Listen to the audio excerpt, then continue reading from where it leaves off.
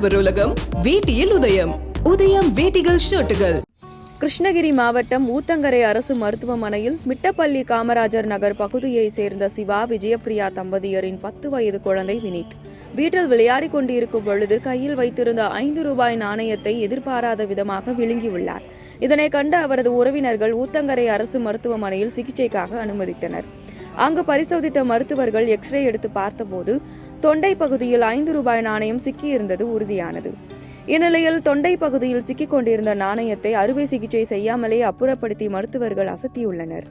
சிறுவனின் பெற்றோர், உறவினர்கள், பொதுமக்கள் மருத்துவர்களுக்கு நன்றிகளையும் பாராட்டுகளும் தெரிவித்து வருகின்றனர்.